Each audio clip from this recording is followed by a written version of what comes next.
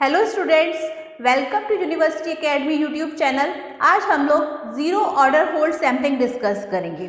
जैसा कि इसका नाम कह रहा है, जीरो ऑर्डर होल्ड सैम्पलिंग, ये एक पर्टिकुलर कंटिन्यूअस कोई वैल्यू होगी xt, उसको होल्ड करेगा एक पर्टिकुलर इंटरवल तक।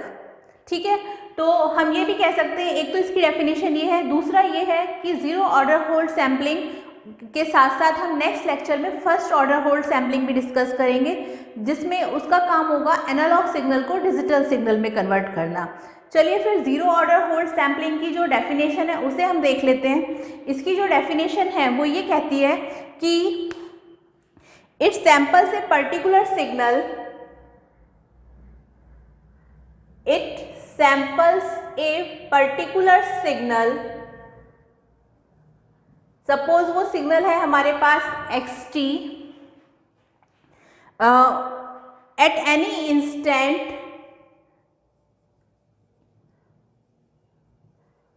एंड होल्ड दैट सिग्नल, फिर वापस होल्ड करेगा उस सिग्नल को, hold that value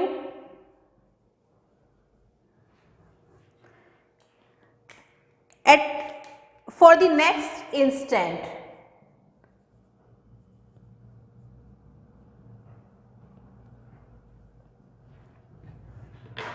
of the sampling interval t, of the sampling interval t. So it is the definition of zero order hold sampling. ठीक है, तो एक बार और देख लेते हैं। इसकी डेफिनेशन कहती है कि it samples A signal xt eight any instant and hold that value for the next instant of the sampling interval t। Suppose अगर हम कोई एग्जाम्पल लेकर चलते हैं, तो हमने एक कंटिन्यूअस वेव ली है xt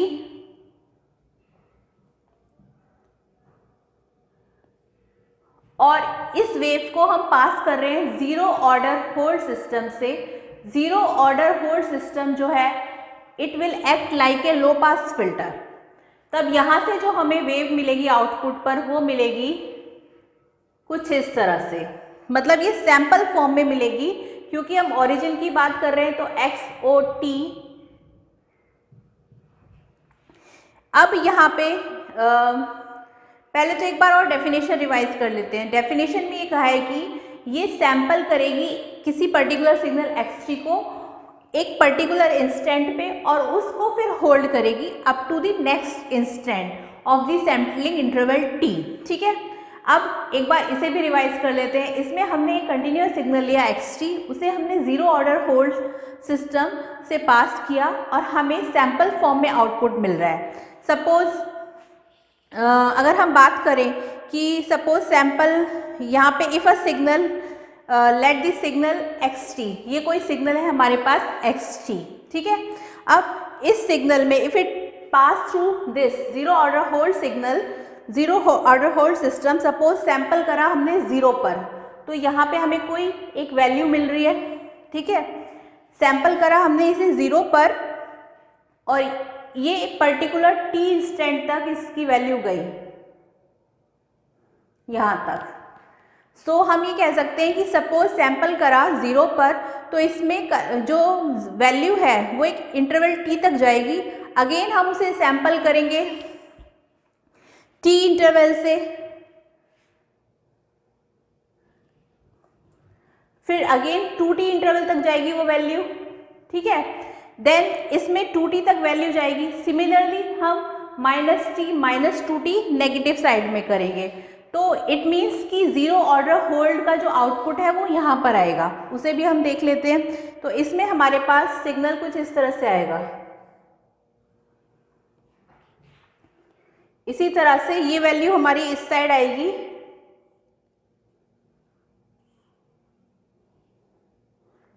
यहाँ पे ये है हमारा -t और ये है हमारा -2t। So we can say that कि यहाँ पे हमने कोई एक सिग्नल लिया है, सपोज सैंपल करा उसे हमने 0 वैल्यू तक, तो इसमें यहाँ तक वैल्यू आई at any instant t, then उसने उस वैल्यू को होल्ड करा उसके बाद अगेन सैंपल करा t इंटरवल पर, देन इसमें 2t तक हम गए, फिर सिमिलरली -t से -2t तक गए। It means after that zero order hold pass करने के बाद आउटपुट हमारा कुछ इस तरह से आएगा। तो वी कैन से दैट हमारी जो वेव है वो इस तरह से आएगी, ठीक है। So it is holding the same value to the next instant constant value. हर बार सेम वैल्यू जो है वो होल्ड कर रही है, इसलिए हम इसे कह रहे हैं जीरो ऑर्डर होल्ड सैम्पलिंग, ठीक है। अब सपोज इम्पल्स रिस्पॉन्स ले रहे हैं हम यहाँ पे जीरो पे। Impulse response we can say that impulse response of zero order hold, जिसको हम ZOH कह रहे हैं, ZOH इज HOT। ये जो HOT है ये इम्पल्स रिस्पॉन्स है ऑफ जीरो ऑर्डर होल्ड। तो हम कह सकते हैं कि सपोज यहाँ पर एक ही इंस्टेंट की बात कर रहे हैं हम, तो यहाँ पे इम्पल्स रिस्पॉन्स HOT हो गया, यहाँ पर वैल्यू t, और क्योंकि ये कांस्टेंट है t तक, तो सपोज हमने इसकी कांस्टेंट वैल्यू मान ली 1 और यहाँ पर ओरिजिन है 0। So we can say that it hold the same value, इसलिए हमने इसे लिया है। सो वैल्यू का जो ऑर्डर है वो 0 है, ठीक है। तो हम कह सकते हैं कि यहाँ पे अगर हम फोरियर ट्रांसफॉर्म की बात करें तो फोरियर ट्रांसफॉर्म HOT का जो आएगा वो आएगा HOJ omega is equal to 1/j omega minus e की power j omega t into 1 e की power minus j omega t into 1/j omega. So this is the Fourier transform of impulse response HOT, ठीक है। अब ये यहाँ पर हमने shifting property लगाई है, उसके अकॉर्डिंग ये आया है e की power minus j omega t into 1/j omega. अब इसका जो प्रूफ हम कर रहे हैं डिस्कस, प्रूफ नहीं है ये, एक तरीके से हम इसका थ्योरेटिकल डिस्क्रिप्शन देख रहे हैं ताकि आपको ये अच्छे से समझ में आ जाए। पहले तो आपको ये याद रखना है कि जीरो ऑर्डर होल्ड सैम्पलिंग जो है वो हमेशा एक पर्टिकुलर कांस्टेंट वैल्यू को होल्ड कर रही है, राइट साइड में भी और लेफ्ट साइड में भी, जैसा कि इसका नाम कह रहा है, ठीक है। तो इसमें it is holding the same value to the next instant constant value. हर बार सेम वैल्यू को ही ये होल्ड करेगा, इसीलिए हमने एक पर्टिकुलर इंस्टेंट लिया है जिसमें हमने उसका फोरियर ट्रांसफॉर्म रखा, वो ये आएगा, ठीक है। ये हम प्रीवियस क्लासेस में देख चुके हैं कि फोरियर ट्रांसफॉर्म ये यूनिट स्टेप सिग्नल है, इसका कैसे आ रहा है। तो ये तो हमें मालूम है कैसे आएगा, और ये हमारी शिफ्टिंग प्रॉपर्टी के अकॉर्डिंग आया है। सो दिस इज दी हम कह सकते हैं कि ये जीरो ऑर्डर होल्ड सैम्पलिंग करने का तरीका है, और इसमें हमेशा सपोज सैंपल कर रहा है 0 पर, तो इसमें होल्ड करी value at an instant t तक, देन उसके बाद अगेन t तक वैल्यू होल्ड करी, उसके बाद इसमें अगेन 2t तक सिमिलर सेम वैल्यू होल्ड कर रहा है। इसी तरह सिमिलरली -t -2t तक वैल्यू को होल्ड कर रहा है। It means after zero order hold we will get the output like this. So this is the output, ठीक है। तो ये है हमारा जीरो ऑर्डर होल्ड सैम्पलिंग। ये वाला जो पार्ट है थोड़ा सा मैं आपको याद दिला देती हूँ कैसे आया। सपोज जैसे हमारे पास अगर हम कोई यूनिट स्टेप सिग्नल है ut, तो ये तो हमारे पास यूनिट स्टेप सिग्नल है, और इसको हम लिख सकते हैं 0 से लेकर इनफाइनाइट तक, क्योंकि ये पॉजिटिव वैल्यू है। यहाँ पर 0 से लेकर t तक है, बट यूनिट स्टेप सिग्नल में 1 वैल्यू आती है 0 से लेकर इन्फिनिटी तक, हम जानते हैं। तो we can say that ut e minus j omega t dt, और ut हमारा 1 है, so we can write it 0 to infinity, ut की जगह 1 into e minus j omega t dt, ठीक है, ये आ जाएगा। और इसके बाद इसको हम लिख सकते हैं ई की power minus j omega t, after integration we will get this value minus j omega, और लिमिट हमारी आ जाएगी 0 से लेकर के इन्फिनिटी तक ये, ठीक है। जब हम इसे ओपन करेंगे तो आउटपुट जो आएगा वो आएगा हमारा 0 प्लस 1 अपॉन जे ओमेगा, तो आउटपुट आ जाएगा 1 अपॉन जे ओमेगा जब हम वैल्यू रख देंगे, तो वही हमारे पास ये आया है, ठीक है।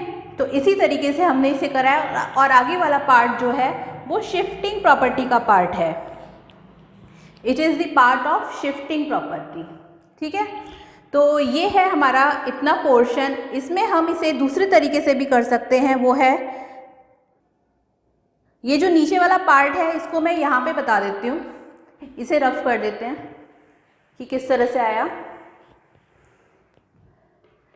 ये ut है और ut की वैल्यू हमारी होती है 1 और e minus j omega t as it is रहेगा dt, और लिमिट हमारी रहेंगी 0 से लेकर इन्फिनिटी, और फिर इसके बाद इसको जब हम इंटीग्रेट कर देंगे तो वैल्यू आएगी e minus j omega T divided by minus j omega, और यहाँ पे लिमिट पुट कर देंगे 0 से इन्फिनिटी, और जब हम इसे सॉल्व करेंगे तो आंसर आएगा हमारा 0 प्लस 1 अपॉन जे ओमेगा, तो ये आ जाएगा आउटपुट पे 1 अपॉन जे ओमेगा। तो हम जानते हैं, ये हम ऑलरेडी प्रीवियस क्लासेस में डिस्कस कर चुके हैं कि यूनिट स्टेप सिग्नल का जो फोरियर ट्रांसफॉर्म होता है वो क्या होता है। अब इसमें डेफिनेशन के साथ साथ कुछ इंपॉर्टेंट पॉइंट भी डिस्कस कर लेते हैं। वो इम्पॉर्टेंट पॉइंट बहुत ज़्यादा ज़रूरी हैं अगर ये थ्योरेटिकल मार्क्स आता है, थ्योरेटिकल क्वेश्चन तब। जैसे कि फर्स्ट पॉइंट है कि इन आइडियल सैम्पलिंग, अगर हम आइडियल सैम्पलिंग की बात करें तब इम्पल्स ट्रेन यूटिलाइज होती है, हम जानते हैं, ठीक है। ये हम अच्छे से जानते हैं कि जब हम आइडियल सैम्पलिंग की बात करते हैं तब हम इम्पल्स ट्रेन को यूटिलाइज करते हैं। नेक्स्ट पॉइंट है हमारा यूनिट इम्पल्स फंक्शन जो होता है वो del t है। Unit impulse function is del t। Next point है but it is impractical to use ideal sampling, ठीक है, क्योंकि आइडियली हम इसे यूज नहीं करते, so we can say that it is impractical. Ideal sampling use करना इम्प्रैक्टिकल इसलिए क्योंकि it is impractical to generate impulse train, to generate impulse train. Next point है कि टू रिजॉल्व दिस प्रॉब्लम, अब अगर हम इस प्रॉब्लम को रिजॉल्व करना चाहते हैं तब हम क्या यूज करेंगे, we can say that to resolve this problem we use zero order hold sampling.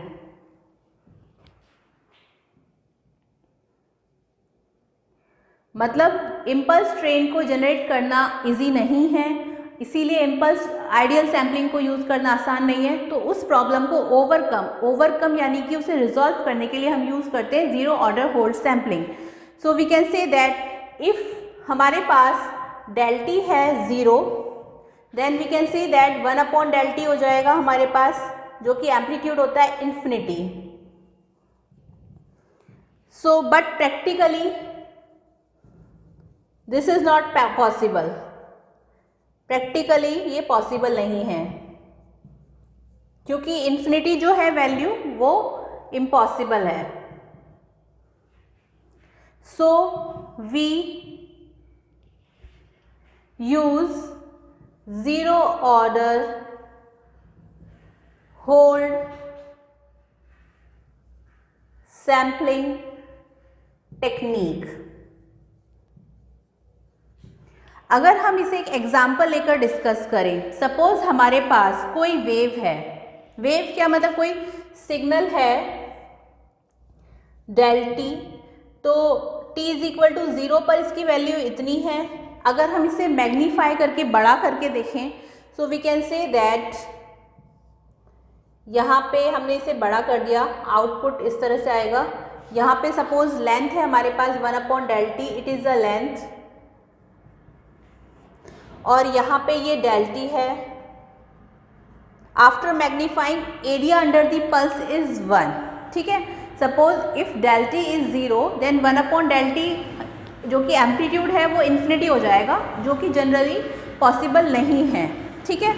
So we can say that, ये ऊपर वाला पार्ट रफ कर देते हैं, तो हम इसमें ये कह सकते हैं कि it is a practical sampling technique. कौन सी? Zero order hold technique, sampling technique that convert, जो कि कन्वर्ट करता है कंटिन्यूअस टाइम सिग्नल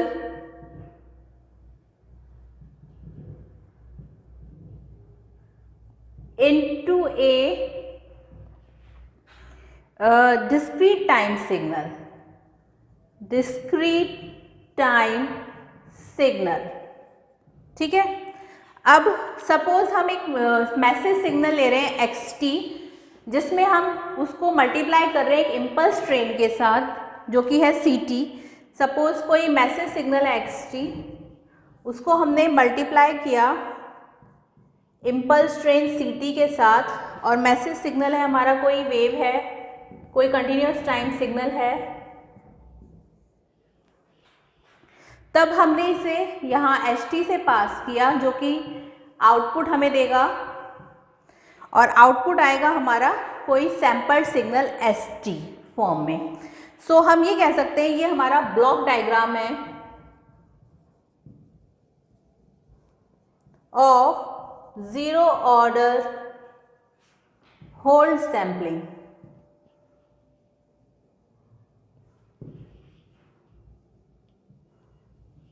ठीक है, it is a block diagram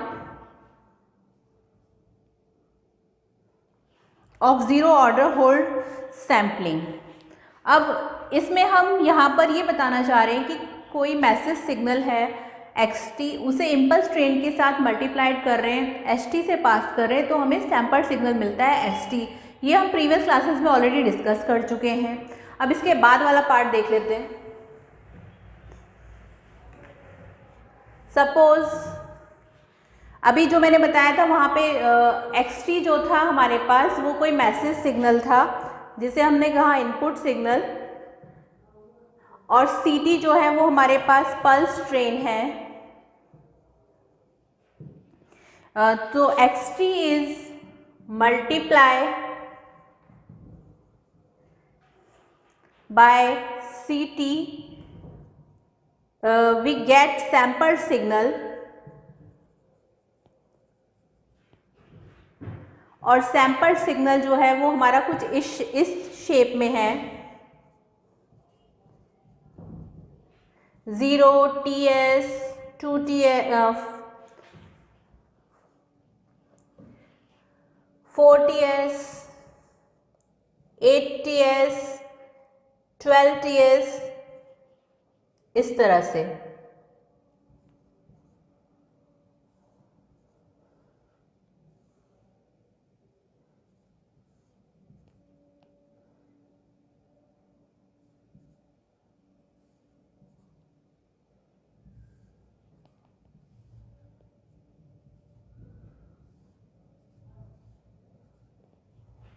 ये हमारा कोई सैम्पल सिग्नल है,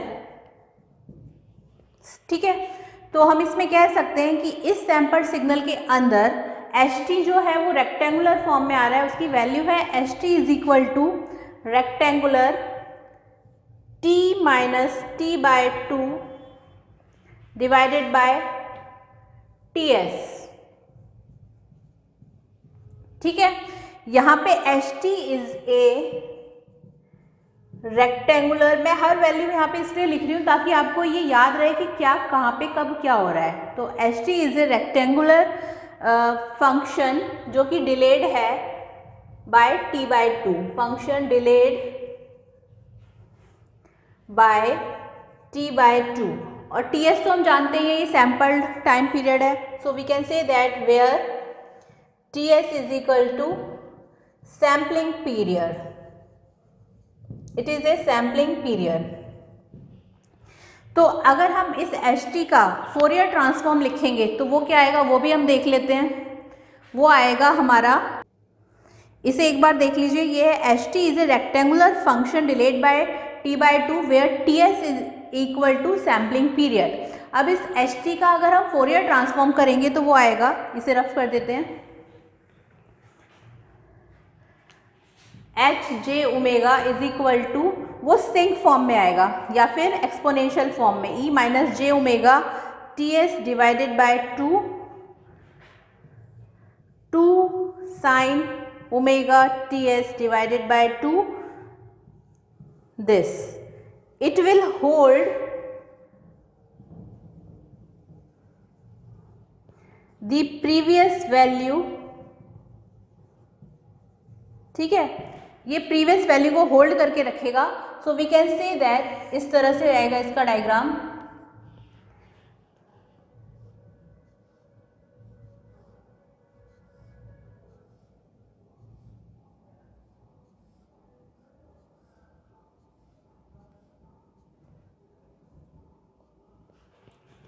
सो हम कह सकते हैं 0 TS 2T 4 TS 8 TS इस तरह से वैल्यू आती रहेगी।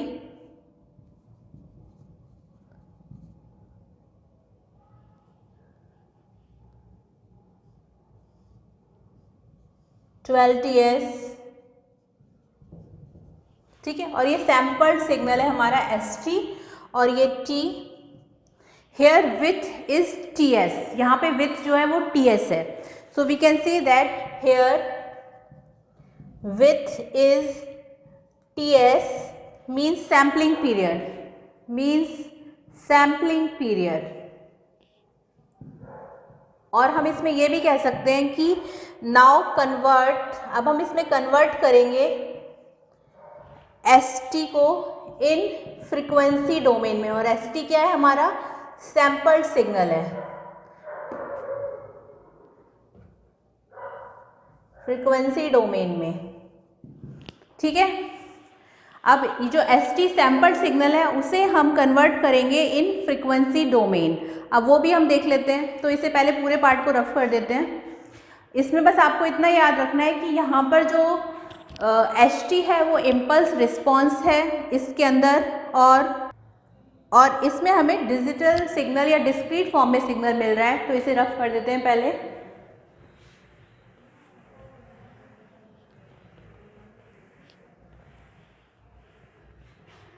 सपोज यहाँ पर हमारे पास कोई सिग्नल है SJ ओमेगा फ्रीक्वेंसी डोमेन में, और ये यहाँ पे हमारे पास कोई मैसेज सिग्नल है -ओमेगा m से लेकर के +ओमेगा m तक, और यहाँ पे कोई मैसेज है -ओमेगा s से लेकर के +ओमेगा s तक।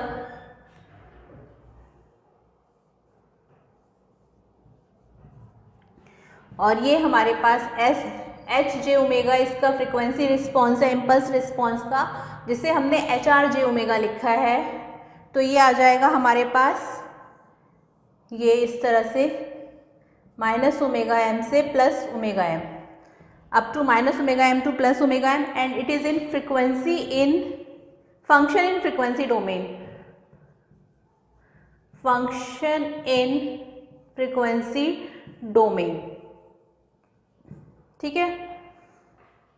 Here, but here we get distorted signal. So we can say that here we get distorted signal. This is the disadvantage. But ये हमारी क्या है, डिसएडवांटेज है, क्योंकि कोई भी अगर डिस्टॉर्टेड सिग्नल है इसका मतलब हमारे पास वैसी इंफॉर्मेशन नहीं आ रही है आउटपुट पर जैसी हम इनपुट पर प्रोवाइड कर रहे हैं। तो हम कह सकते हैं कि disadvantage of zero order hold sampling, ठीक है। बट हम क्या चाहते हैं, but we want to remove this type of problem और reconstruct back the original signal, reconstruct the continuous, original signal तो हमारा कंटिन्यूअस सिग्नल ही है, कंटिन्यूअस सिग्नल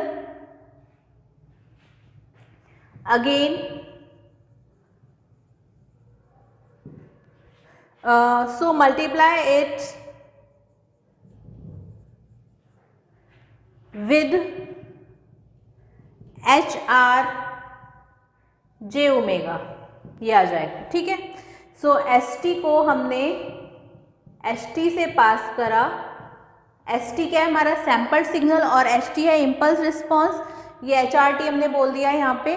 तो यहाँ से हमें जो कि फ्रिक्वेंसी डोमेन में HR J ओमेगा है और आउटपुट जो है वो XRT आएगा, ठीक है। अब इस वाले पार्ट को रफ कर देते हैं, यहाँ देख लेते हैं। अब ये जो XRT है उसको हम क्या बोलते हैं, वो है हमारा वेयर XRT इज, यहीं पे बता देते हैं, where XRT is equal to reconstructed function,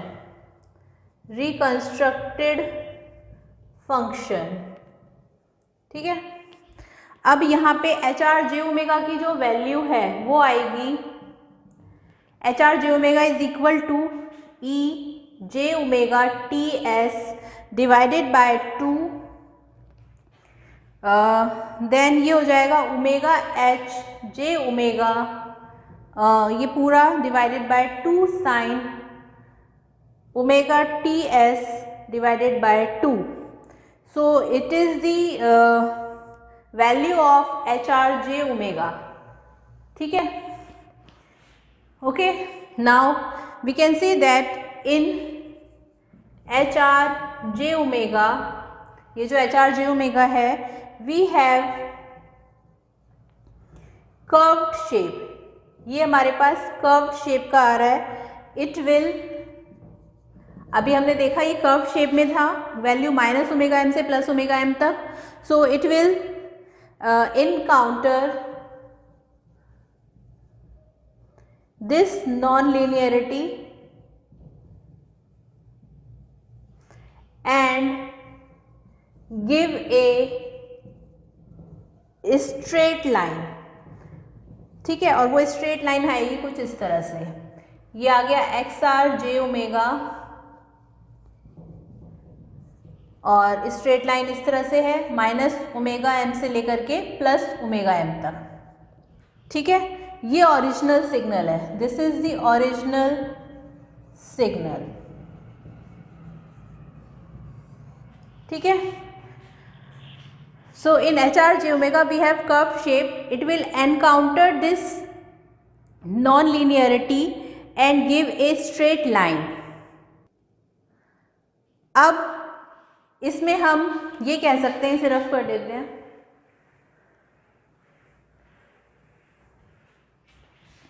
now we can see that, now we can see इस ओरिजिनल सिग्नल के अंदर we can see that reconstructed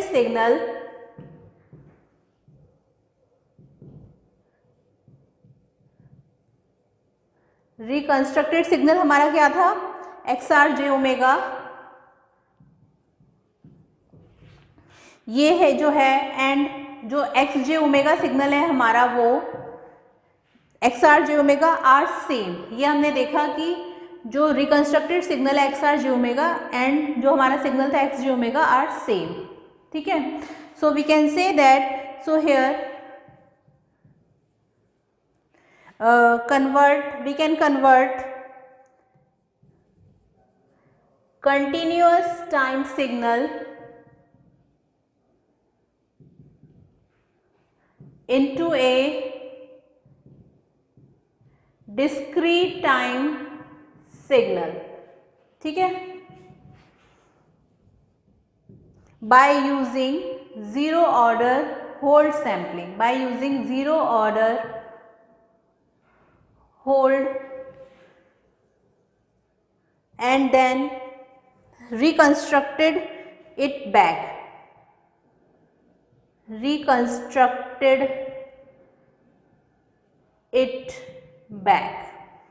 जितना टाइम हमें इसे पढ़ने में लग रहा है जीरो ऑर्डर होल्ड सैम्पलिंग को, फर्स्ट ऑर्डर होल्ड सैम्पलिंग में इतना टाइम नहीं लगेगा क्योंकि वो भी इसी की तरह सेम टेक्निक है, लेकिन उसमें हम इतना ब्रीफ में नहीं जाएंगे। तो this is the zero order hold sampling. So इसके बारे में हम ये भी कह सकते हैं कि एक तो इसकी डेफिनेशन ये है, एक और डेफिनेशन देख लेते हैं, इसे रफ कर देते हैं।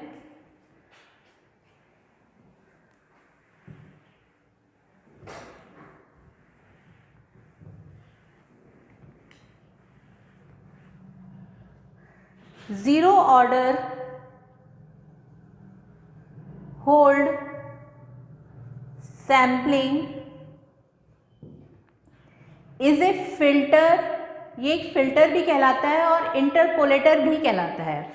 और इंटरपोलेटर व्हेनेवर अ सैंपल, जब भी हम किसी सिग्नल का सैंपल करते हैं,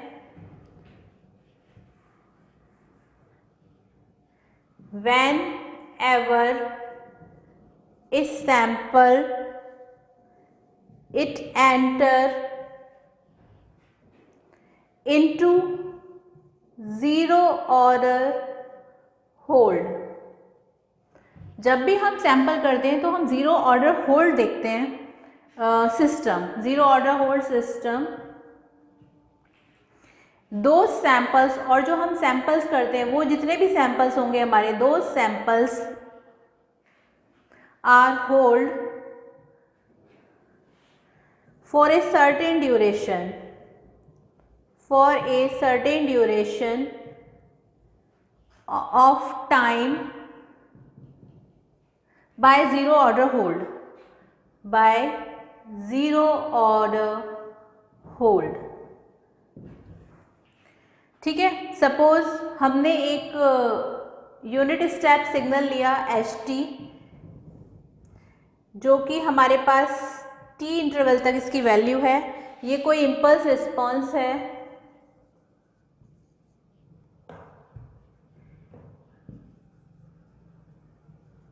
of zero order hold signal का, कोई ये इम्पल्स रिस्पॉन्स है और इसकी वैल्यू है यूनिटी, यूनिटी मीन्स 1।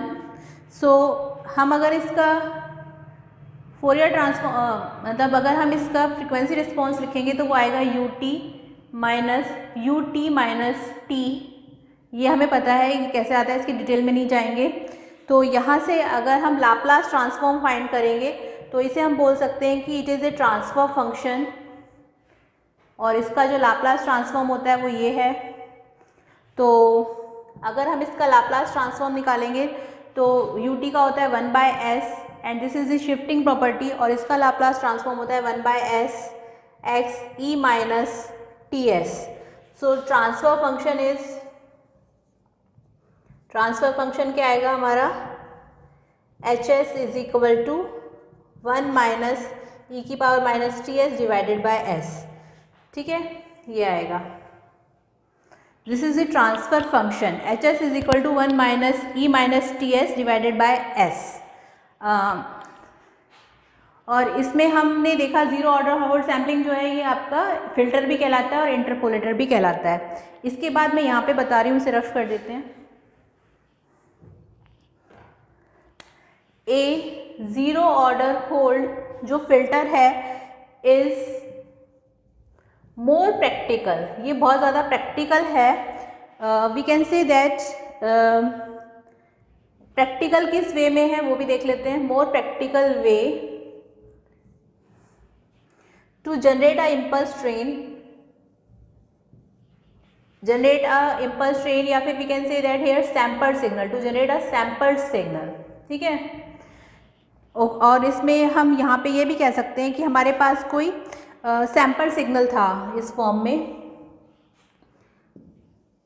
और उसे जब हमने ज़ीरो ऑर्डर होल्ड से पास करा, ज़ीरो ऑर्डर होल्ड से, तो आउटपुट हमें सैंपल फॉर्म में मिला। ये हम ऑलरेडी डिस्कस कर चुके हैं। तो आउटपुट हमारा कुछ इस तरह से आ रहा था,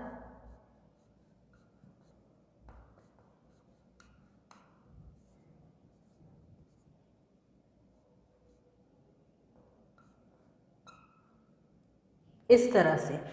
ठीक है, so it is the sampled output. और इसमें हम यहाँ पर ये भी कह सकते हैं कि sampled signal at a given time and holds value, क्योंकि ये होल्ड करके रख रहा है वैल्यू को, अंटिल नेक्स्ट, जब तक कि नेक्स्ट सैंपल नहीं आ रहा है, until next sampling instant, sampling instant, ठीक है। So sample signal at a given time and time hold value until next sampling instant, ठीक है। तो इस वाले पार्ट को रफ कर देते हैं। तो मैथमेटिकली हम ये कह सकते हैं कि मैथमेटिकली जो ज़ीरो ऑर्डर होल्ड सिस्टम है हमारा, as mixing with pulse train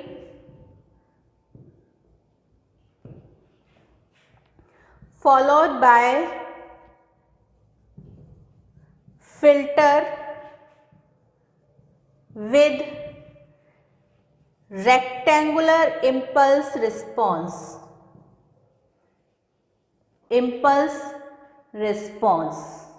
ठीक है। एक और इसका डायग्राम डिस्कस कर लेते हैं, इस पार्ट को रफ कर देते हैं।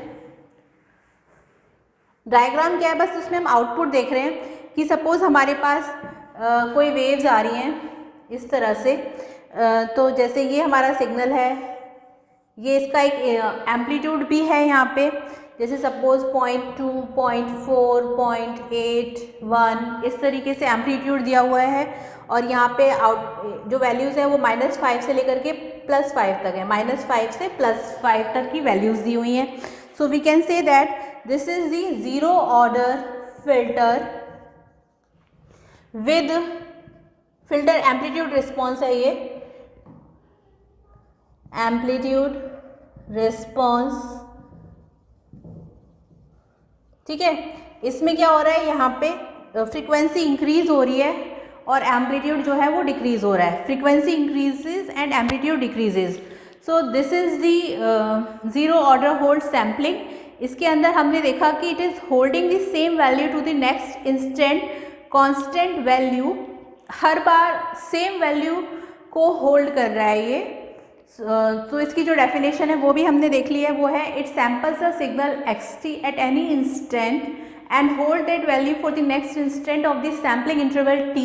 And zero order hold sampling को हम फिल्टर भी कहते हैं और इंटरपोलेटर भी कहते हैं। When ever a sample it enters into zero order hold system, those samples are hold for a certain duration of time by zero order hold. So this is about the zero order hold sampling. अब जो हमारे पास रह गया है वो है इसमें first order hold sampling, उसे हम अपना नेक्स्ट लेक्चर में डिस्कस करेंगे। इसमें बस आपको इतना याद रखना है कि it is holding the same value to the next constant value, हर बार सेम वैल्यू को ही ये होल्ड कर रहा है, जैसा कि इसका नाम कह रहा है वो सेम वैल्यू है, इसीलिए कांस्टेंट वैल्यू है, इसीलिए हमने इसका नाम दिया है ज़ीरो ऑर्डर होल्ड सैम्पलिंग। मेरे ख्याल से आपको ये अच्छे से समझ में आ गया होगा। नेक्स्ट लेक्चर में हम लोग आगे के टॉपिक डिस्कस करेंगे। हम लोग लास्ट यूनिट डिस्कस कर रहे हैं, इसमें कुछ टॉपिक्स ही बचे हैं अब हमारे, तो नेक्स्ट लेक्चर में फर्स्ट ऑर्डर होल्ड सैम्पलिंग हम डिस्कस करेंगे। तब तक आप इसे अच्छे से पढ़ें, और अगर कोई भी डाउट है तो मुझे कमेंट सेक्शन में जाकर बता सकते हैं। और अगर आपको हमारा ये यूट्यूब चैनल पसंद आया तो इसे ज़्यादा से ज़्यादा लाइक, शेयर और सब्सक्राइब करें, और इसके हैंड रिटन नोट्स आप डिस्क्रिप्शन बॉक्स से डाउनलोड कर सकते हैं। फिर नेक्स्ट लेक्चर में नेक्स्ट टॉपिक डिस्कस करेंगे। Thank you.